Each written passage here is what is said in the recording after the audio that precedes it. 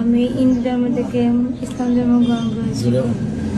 গ্রহণ করার পরে ফেঞ্চুগঞ্জ থানার 3 নং গিলাসরা ইউনিয়নের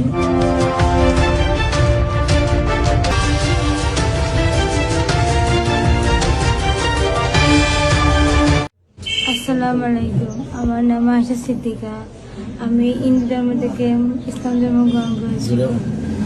গ্রহণ করার পরে ফেঞ্চুগঞ্জ থানার 3 নং গিলাসরা ইউনিয়নের রাহেল আহমদ, তার পিতার নাম হামিদুর রহমান লুলু। তার সাথে আমার বিবাহ হয়।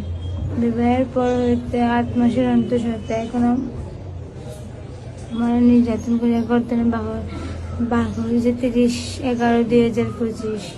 এখন কোর্টে মামলা করার জন্য বলেছি, কিন্তু আমার আর্থিক অবস্থা এমন যে আমার কোর্টে যাওয়ার মতন কোনো আমি ক্ষমতা নেই এবং আমার শারীরিক অসুস্থতার কারণে আমি যেতে পারছি না।